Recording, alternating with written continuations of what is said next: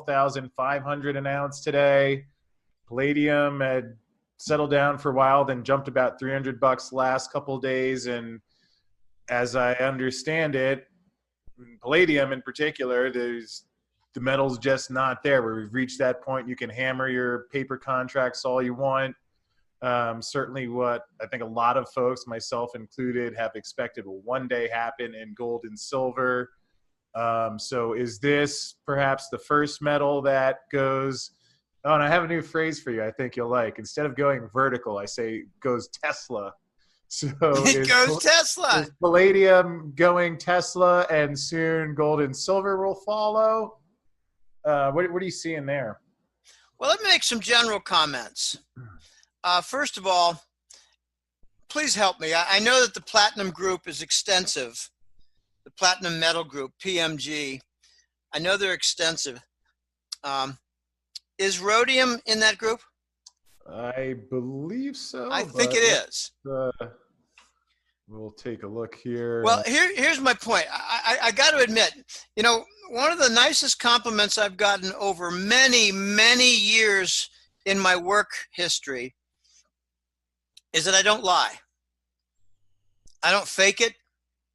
And if I'm deficient in something, I don't pretend.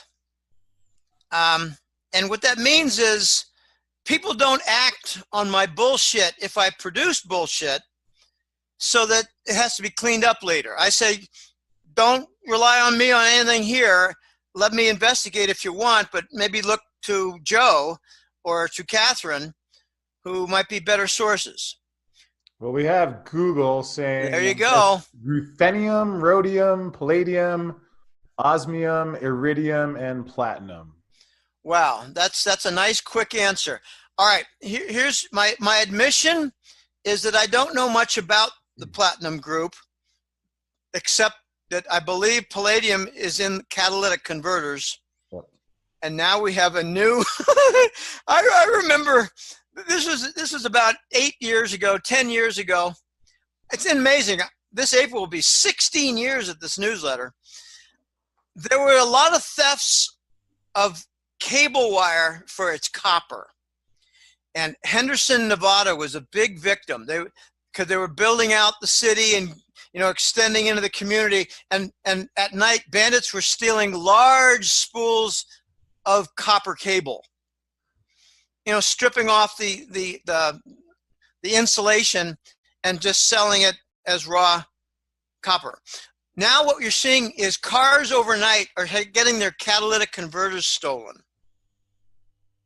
This is, to me, it's a confirmation of value.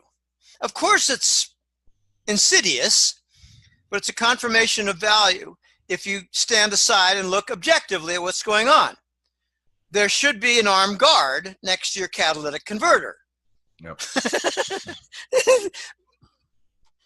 If it's an older car, then the converter was probably purchased at a very cheap price. So now it's risen in value, and under the hood is not a good bank safety box. So we need to lock our hoods. Okay, it gets strange. Okay, here's my overall point. Given my foundation of semi-ignorance in this platinum group, this is what happens to gold and silver when you get COMEX out of the way. Yep. And let me put on the table something else. China has already vowed vengeance. They said, if we prove that certain groups were involved in planting this virus that kills a lot of people in our country, we will hunt them down and make sure that not a single hair on their head will continue to be above this ground on the earth. In other words, they're going to bury them. Just kill them, bury them, burn them, whatever. I think China is going to seek vengeance by pretty much wrecking the COMEX. I think they're going to bide their time. There's a phrase saying, well, Chinese time is like 10 times, 20 times longer than New York time. as fast as a New York minute. Okay, that means like 2 seconds. A New York minute, that's 2 seconds. Yep. A Chinese year is like a decade. So in the next couple of years, or 6 or 10 months, I'm thinking they might wreck COMEX. And they might put a gun to JP Morgan's head to help them. It's going to get very complicated. China is going to do their homework. I don't think it's going to take them long to find the roots of this in a US laboratory and a British laboratory. I have a lot more to say about this in the February newsletter, where only about 20% or 10% is going to be about the virus and economic effects and some of the medical health implications and factoids. But what I've done is I've done 80%, 85% of the report up to now, and it's going to be, I think, posted over the weekend by my European web manager. I've left the virus chapter for last because it's a fluid concept. It's a fluid story. By that I mean, tomorrow we can get some really shocking information that might dismiss a third of what I already thought I knew. I don't know. I do that with the report. I do the constant fix things like, Belt and Road projects and Pakistani port facilities and, Saudi oil developments and Aramco. But then I leave for last the fluid things like bond market. We can talk a little bit about the bond market when I'm done with this. But I think China is going to seek their revenge with the dollar and the U.S. big banks, not so much the economy.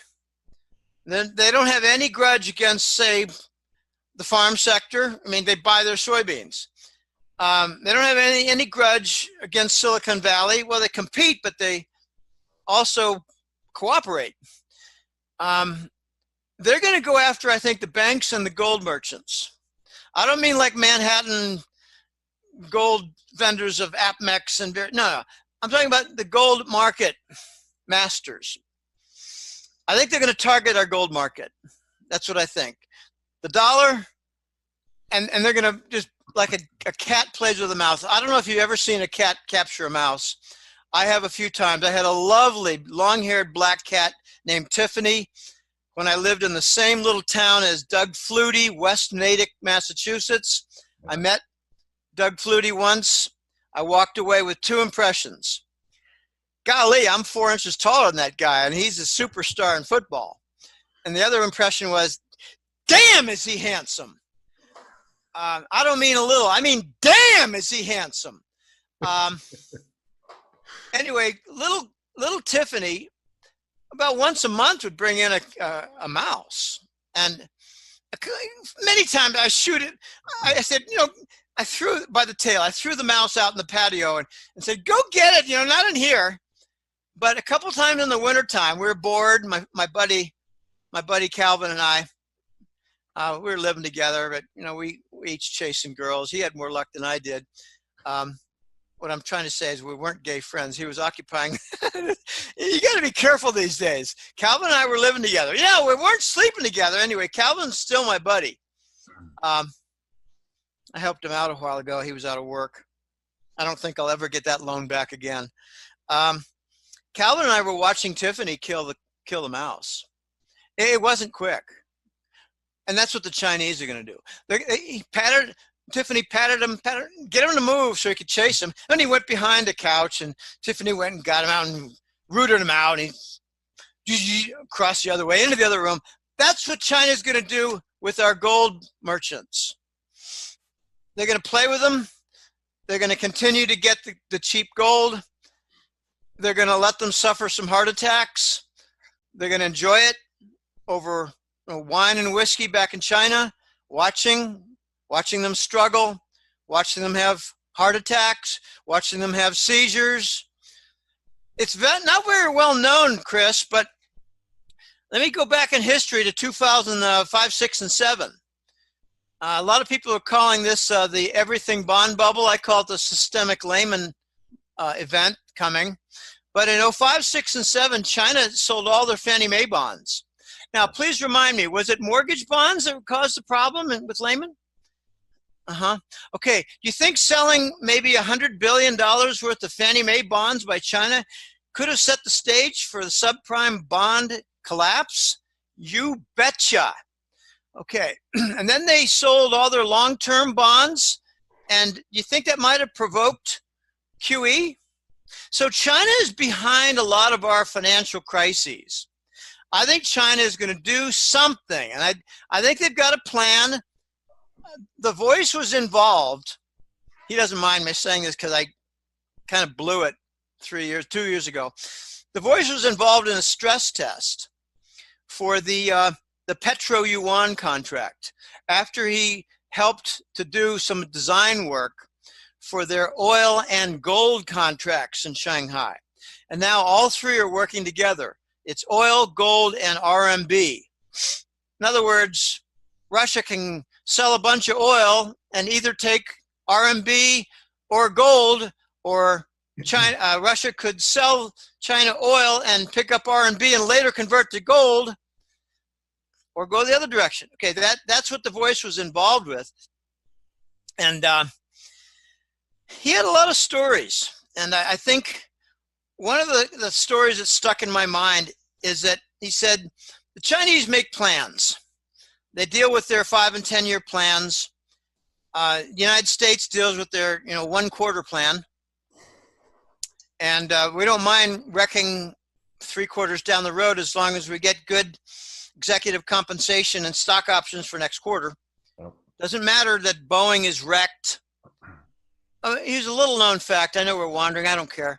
I've come to learn that Boeing, they didn't just make a colossal error by using software for their upgrade.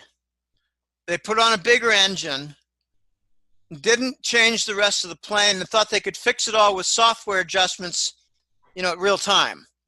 Yeah, right. And they outsourced it all to India. Oh, what could go wrong there? How about everything? Okay, I'm hearing now they're gonna split it into a military subsidiary and or component business segment and a civilian business segment, and have bankruptcy declared for the civilian segment, and have the military take over the military segment, but throw all the debt into the civilian segment. Oh boy. I think China is going to play around and execute on their plan that they've had on their shelf for the last 2 years. Ever since the 2016 oil, gold, Shanghai contracts, and ever since the 2018 Petro Yuan contract, they've been devising a plan. They've been using Australia and Hong Kong to acquire a lot of gold, and the data is impossible to keep straight because the Chinese have managed to keep us very confused. When it comes to Hong Kong, is it Hong Kong through Dubai? Is it Hong Kong through some Soviet republic? Or is it Hong Kong through Indonesia? Or is it Hong Kong through Australia? We don't have a clue. And it's very messy. So I'm very encouraged that we're likely to see some kind of a breakdown in the gold market, because the only way we're going to get gold released and moving like palladium should be trading, only way we're going to get gold, how you say it? Gold trading. Gold should be trading like palladium. The only way we're going to get that is if the COMEX gets wrecked. And just a little background, a year and a half ago, the London Bullion Market Association, LBMA, the London Gold Market, started doing something to complete their fraud. They've had a lot of different phony short contracts, but now they had phony delivery on the long contracts. And what they've essentially done is they've falsified both the long and the short side. And they've completed the loop to the point where they've raised now suspicions that the phony delivery in London is like an order of magnitude bigger than the global oil global gold output. So how did that happen, London? And they have to say, well, you know, it's complex. Yeah, so's your fraud. And that's what they've done. What they've done is they painted themselves into a corner of perception. It's been known for a long time that their sell side has been corrupt with futures contract.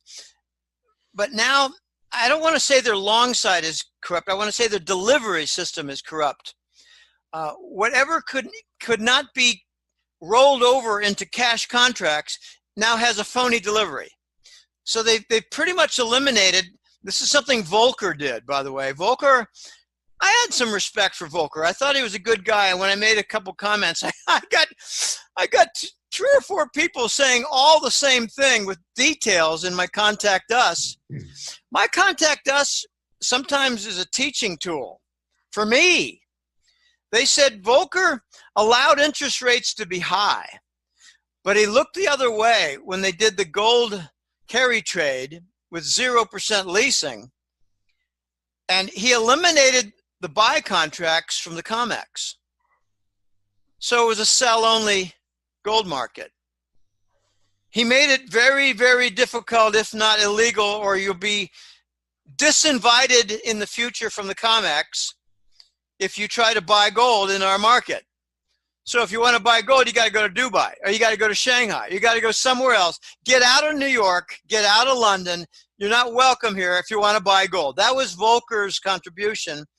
In addition to the good things he did with the higher interest rates, the United States right now deserves more than the 10% that Greece had at its worst moment.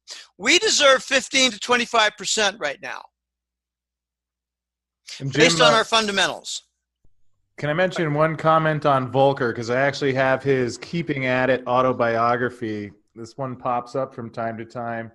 But on page 61, he's talking about the collapse of the London gold pool, mentions strong public market demand for gold had required intervention by major central banks, which sold gold from the reserves to prevent the price from rising above the long established levels. So, I mean, the guy flat out admitted it in his own book, which... But he also said something publicly else. He said, the only mistake I think I really made was not suppressing the gold market sooner. Well. Okay, that's an admission that he did later, but he felt bad he didn't do it earlier. And why did he do that? Because the dollar was at risk. Okay, if you have very high interest rates, that's the other half of the story where you've got a threatened currency. Okay? The high interest rates helped save the dollar, but he wanted to remove the thermometer, not the barometer, the thermometer. And the thermometer was the gold price. Yep. He wanted to bring that under control while they brought the interest rate down so that they would not have a lower interest rate showing calmer currency market with a contradiction of a rising gold price. That's a subtle point. I think it makes a lot of sense. And that's what I've learned. And 3 months ago, I had a nice little semi-eulogy for Volcker. He fulfilled a role. Some of it was good, and some of it was not good. And I had to come to learn what the not good part was. But okay, how do you want to finish this? I think you got one topic left. Oh, the bond market. The bond market. The well, repo. Actually, one last quick question about gold and silver. This is showing the blue line here is showing the amount of ounces that are in the silver ETFs, which we can see right around the time of the rally, about 1020, so about 1 billion ounces, jumped about 120 million ounces, which is double what went in back in 2010, 2011. Who do you think was that? China? I mean, I've always thought, gee, if I were China and I'm sitting there and tired of being labeled a currency manipulator and everything else, that really silver would be the Achilles heel of this banking system, of the gold and silver COMEX market. Any thoughts on whether that was China or who did that, and why they may have, it looks like they at least slowed down, if not stopped since then? Okay, I've got some snap reactions. When I heard about the coronavirus, my snap reaction was Langley and MI6 did it. Prove me wrong. That's going to be my construct opinion. Prove me wrong. Whenever I see extraordinary events in the gold and silver market, I say China did it. China's behind it, or China's responsible, or China is a major factor in the event. Prove me wrong. So I don't say this is what I think and I'm sticking with it. I say this is my opinion preliminarily. Let's see how it holds up. Yeah. With the flow of evidence. That's what a critical thinker does. And I try to do that pretty well, I think. Anyway, notice the time frame in that coincides very closely, not exactly, with the rise of the repo volume. Yep. Okay, repo volume started in September. Okay, so what you've got there is June through September. And it's not rising in October. I don't think it's rising in October. The big rise is in August and September. Yeah. Now, here's what I think was going on with that. And if you could pass me that chart with an email, I'd be grateful, because I'd like to include that in my report. That's a nice, interesting chart. And here's my justification. Without, a lot of research, except for the general research that I always do. I think China saw that the repo market was in trouble, and therefore the treasury bonds were in trouble. So whatever China had with treasury bonds that were not hedged, in other words, whatever treasury bonds where they still did not have, where they were still risky in their holdings. Okay, when you hedge, what you're doing is you're saying, well, I'm going to put a futures contract on a proportion of that with leverage, and if it goes to shit, I won't be so badly hurt because my insurance policy will cover about 80% of that. Okay, that's a hedge. It's a funny word because think of the hedges on your property, a big hedgerow of this wide, and I used to cut the hedges for my mother because I thought, yeah, this would be fun, and I don't want to see her sweating her face off out there. She'll always appreciate it, and have some cookies ready for me when I'm done, or iced tea. I think the Chinese saw the repo market was in trouble and therefore loaded up on silver. But there's another story going on that has been going on for at least 2 or 3 years. And I believe it began when the Chinese took over the JP Morgan headquarters for a song. Something like 20 to 30% of its value. And a couple of people have corrected me and said, Jim, it's not that it got a huge discount. They were able to buy it for the defaulted amount on the loan, because the backing and collateral on the loan of, let's just make it up, $400 million. The backing was the whole building. So they took the building worth 3 times that and made out like bandits because the loan was worth 400. So that's what they converted, their loan. They didn't invest anything more. Now they're sitting on it. But what they got was a new JP Morgan coolie, a servant, a slave, a banking house slave. And JP Morgan, I am told, is confirmed in numerous different places. JP Morgan has been acting as the agent for China to replenish their fast depleting silver stockpile that they accumulated 20 years ago and have been using during their industrial output era that has lasted over 15 years. So they want to replace and replenish their silver.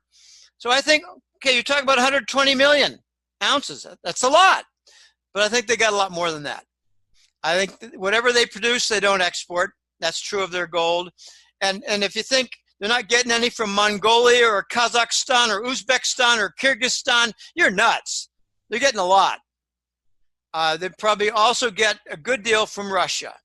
Russia's a major producer. Here's a little factoid. all the major silver producers are seeing a big decline. It's Mexico, it's Chile, what's the other one down there? Ecuador. And Russia announced that they're seeing equal declines from their major mines. So you've mentioned, Chris, that the weak link in precious metals is silver. I agree completely. If China wants to wreck the gold and silver market, they can start with silver, and they're welcome to do so. I'd love to see them break COMEX, because if they break silver, it won't be long until they break gold. Because when you break silver, a lot of other investors, it's kind of like blood in the water. One shark arrives and whoops, now you got 10. This is what's going to happen with gold and silver. So I've been studying the weak links for quite a while. I've got one particular friend. He's in my jackass crew. He's not a big contributor, but he's a smart guy. And he calls me up every 2 or 3 weeks and said, Jim, WTF is going on? And I said, you mean the gold price? I said, well, let me explain the factors. Here's what's going on. We're getting close to an event. I kept saying that for a year ago, for 9 months ago, for 6 months ago.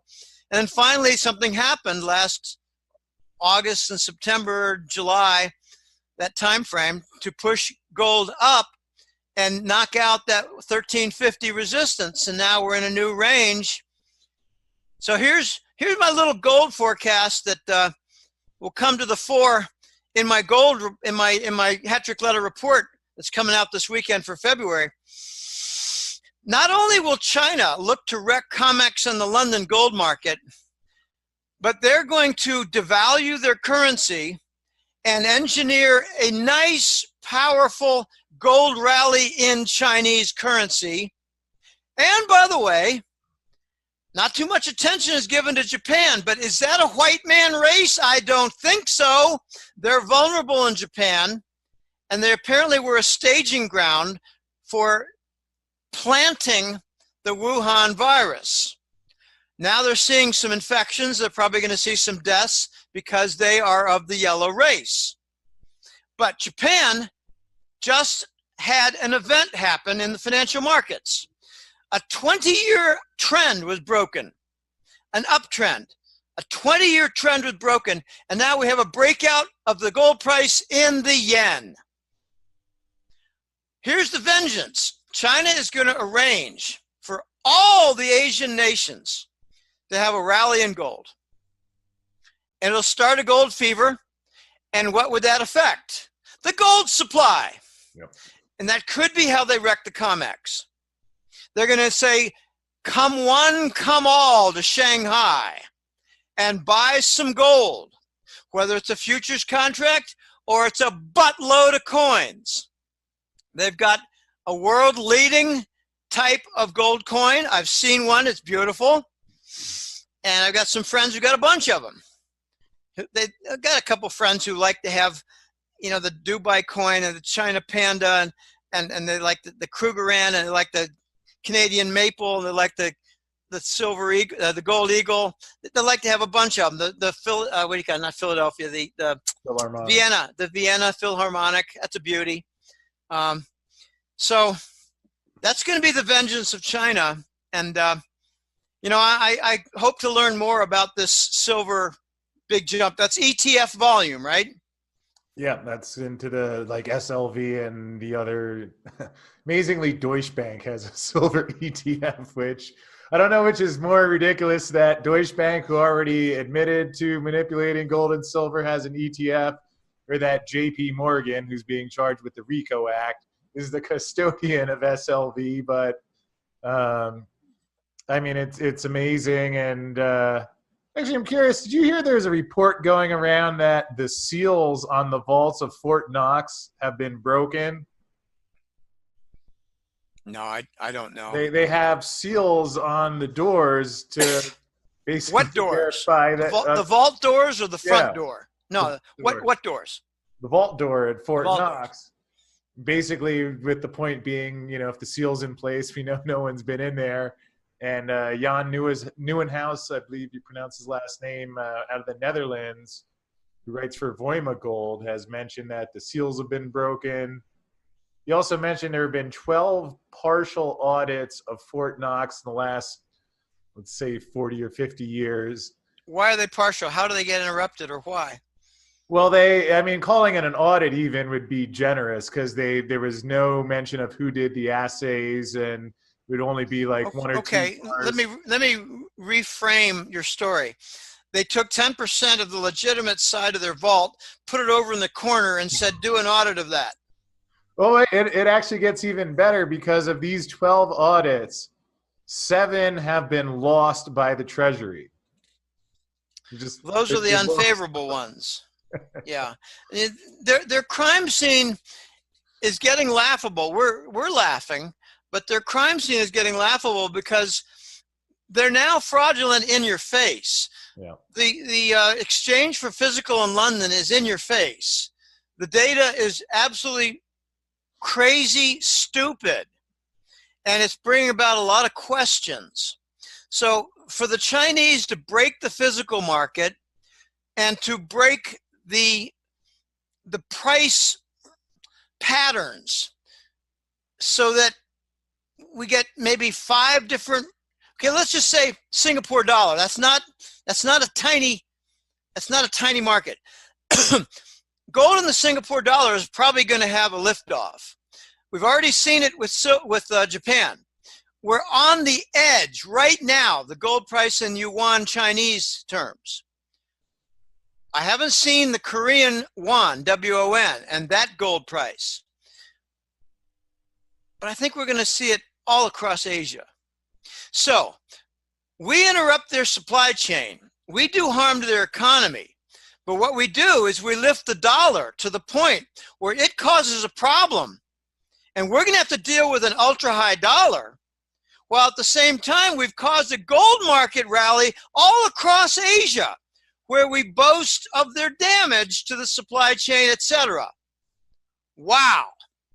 So if you've got, say, some stock and you're Chinese, do you think you might move some of it out and buy a shitload of gold coins? You bet. Okay, so this is where the vengeance is going to come. It's stock market decline, property decline. Maybe just I'm unemployed, so I've got a bunch of savings, but I'm going to convert a good 3/8 of it to gold.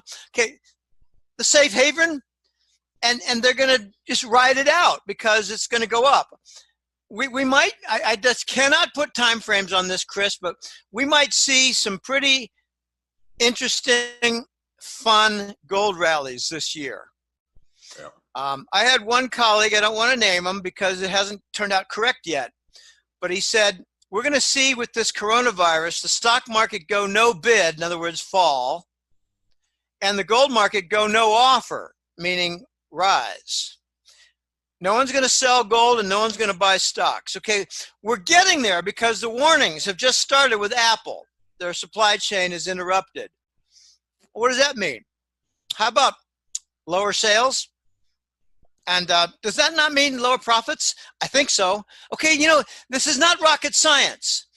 And we've wounded the Chinese dragon, and the Chinese dragon is going to take the gold pill.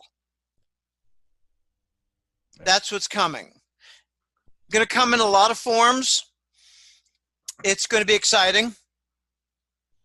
But we have a challenge to survive. And for some, it's not going to be simple. My situation is not simple. I had a climax of events happen over Christmas. It turned my Christmas into a very depressing event with a near calamitous event that cost a bundle. So I'm asking people to go to the donate button, hit it on the Golden-Jackass site, and help me out. And if you do more than a small amount, contact me and I'll arrange for something. I've had some very generous aid in the last 6 months, Chris, and I want to express my gratitude for a lot of what's going on with the aid that I've received. I've gotten a couple people say I don't want you to mention my name or even describe where I come from or what I've done. I'll just say there are a couple people who helped me a lot, and I'll never forget them. What I've got now is a different component. I don't want to be long on this, but my losses have come from three things. And some people have given me some rather harsh insults, like, well, you got a PhD in statistics, but you couldn't avoid fraud from a bunch of illiterate Costa Ricans. It's really a lot more complicated than that. It's that they control the system and can falsify paperwork, and it's very difficult to detect and avoid. I know a very smart man who has avoided the fraud, but he didn't avoid the legal costs, because they stick their hooks in you, and you got to defend yourself not to be wounded badly, but you're going to get wounded. It's like a grappling hook. Is it going to rip a hole right through your lungs, or is it going to just damage your leg? Okay, here it could be both. It could be either one. But I've got three areas where I've had loss, and it's not fun. It's been brutal. But the first has been basic fraud, contractor fraud, criminal activity, falsified insurance with trucking parts business. The contractor fraud in two different examples. Title fraud, had to be cleaned up, hidden debts. That's one. The second area has been car crashes. I've had some fatalities that have cost money. And these are not just typical little fatalities. Wow, how did that happen? Okay, it's not simple to describe, but one involved a rather substantial loss. I mean, a very substantial loss. Okay, so car crashes. A third is, there are actually four areas. A third is bad construction. A really flimsy roof, and the whole thing fell down during heavy rain and wind. Flimsy roof. And you could do your inspection, and the guy will say, it's in pretty good shape. But if you do a North American type inspection, you'd say, but that's only like 1x4, 1x3 studs. That won't hold up. Yeah, but we don't get hurricanes here. But you do get windstorms and rain, and I've had 3 or 4 examples where the faulty construction just cost a bundle to fix. And the fourth area is something more recent. This is hard to describe. It cuts across all. I've come to learn that there was a satanic young witch who directly targeted me and my lady and a friend. And the two women had a combined 30 breast operations for reconstruction after massive infections from Staphylococcus, costing a bundle. And after that came the car crashes, a tree falling on a property, various other losses, shorting electrical box and a fire through the roof, a different shorting electrical box. These are very costly repairs. But the biggest one is the crime scene with falsified insurance claims, and very, very costly. $100,000 fine to close that out. They called it second-degree fraud. We weren't involved. We were like 6% partners. Anyway, so we got the faulty construction, the car crashes, the demonic influence, and the basic fraud. This has been a really tough 3 years. I can honestly say that I broke down a few times during Christmas, and I really didn't want to visit friends much. I was kind of living from bowl game to bowl game and having a good time without betting, and making some good meals and going for some good exercise and getting some good sun. This has been tough. This has been very, very tough. I'm very grateful to the people who've helped me, especially the 8 or 9 who've been very significant aid helpers to me, contributors to me. And I might appeal to them again very soon, the next several days, because there was a death right before Christmas, cost me a bundle, and there was a court order. It was called a wrongful death. It was from something that happened with a property, and a neighbor died from the spread of the problem. And took me totally by surprise because I thought everything was fixed. But there were some health problems, and the lady, I think she wasn't very young and she wasn't very strong, but we accepted responsibility. The medical report came out, the court came out, and it was a very, very difficult challenge to meet the court order, but it broke me. So I'm starting over again, Chris. This is just way too hard for any guy to manage, and I'm dealing with a lot. So those people who have no heart and say that I'm stupid, yeah, I've made some mistakes.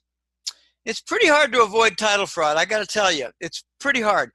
There's a joke going around that if you got an attorney who has a title and he hands it to you and says, this is legitimate, you better hire 2 other attorneys to check it, because one might be his friend. You got to hire somebody from across town. You got to bring in somebody from a different town. You got to do multiple lawyer checks on title fraud. And it gets even worse because they do not have a centralized title database here. They got one in every county of the country, and they're not coordinated. So you might have a title lien in a neighboring county where the electrician, for example, did some work, didn't get paid, had a $22,000 bill. The Costa Rican said, go to hell, and he filed his lien in another county, and it's not visible in your county because they don't have a coordinated database on liens. They call them gravamenes. The gravamene database is not coordinated. This is just third world shit.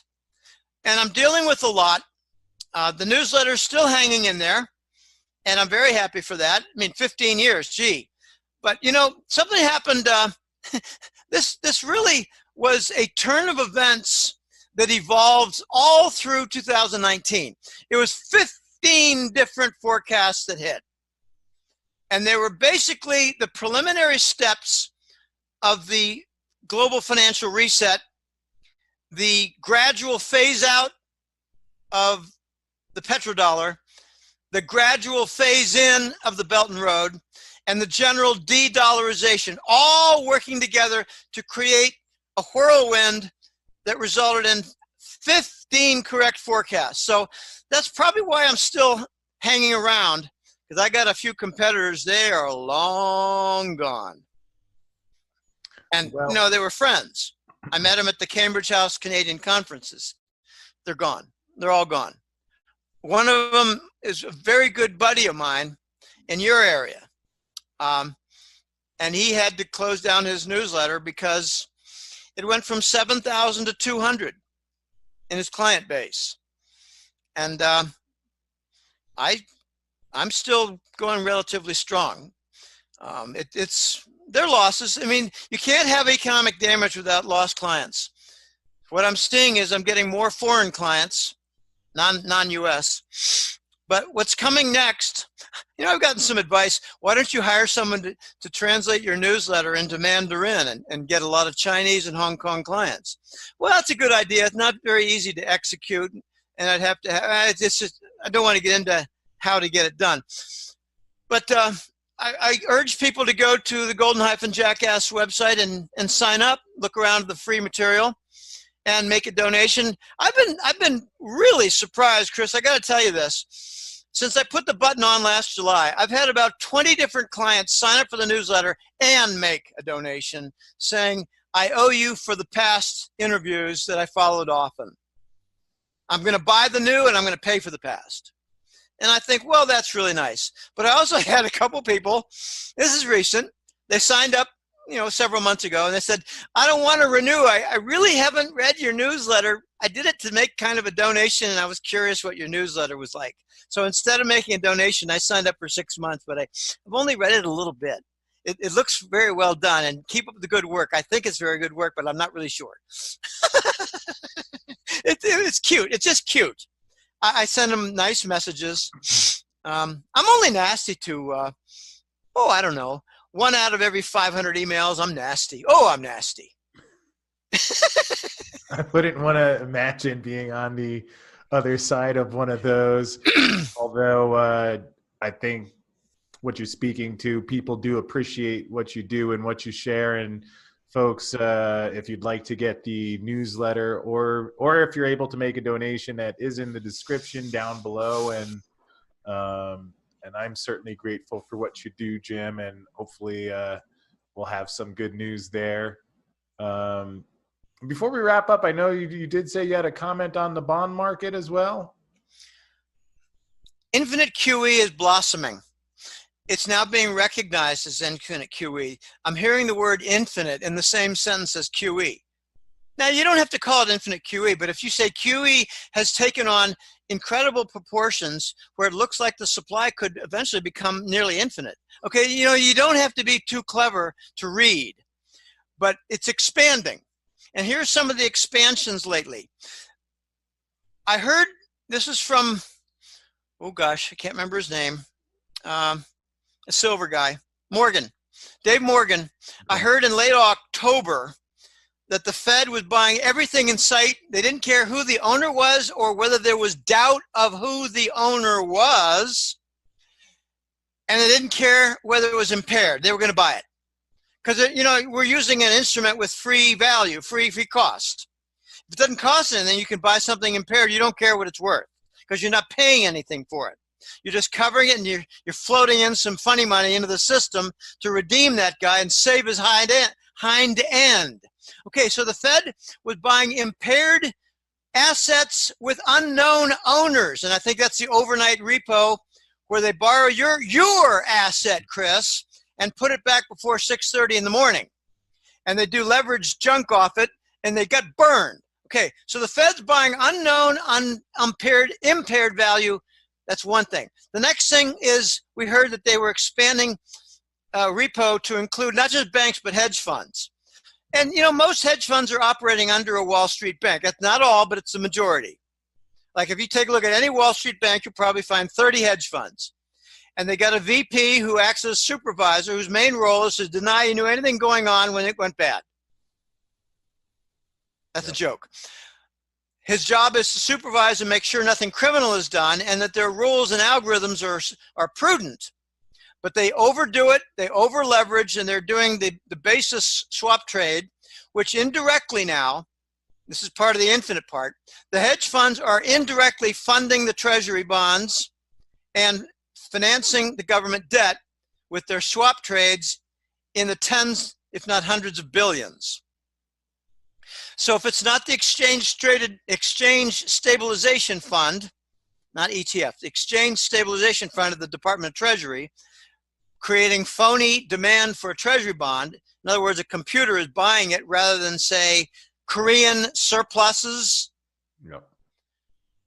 If it's not the ESF at the Department of Treasury, it's a hedge fund doing their swap trade, using borrowed money from the bank, the Wall Street Bank, which is funded by the Fed. So the Fed is indirectly complicit in hedge fund Wall Street purchasing and support of the treasury bond market. We've got almost no buyers of treasuries, yet we have a rally in treasuries. The yield is going down. Here's another trade that's quite interesting. It's that the European yield is something like minus 0.5%, minus 0.3%, depending on the country. So if you borrow euros, I can't stop. If you borrow a short-term, say, German Bund, you borrow it, they pay you. If you short a negative yield bond and bill, they pay you.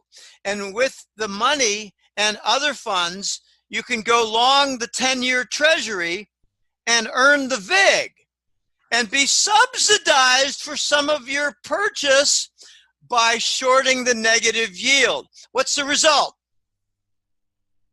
It pulls down the U.S. yield toward negative territory.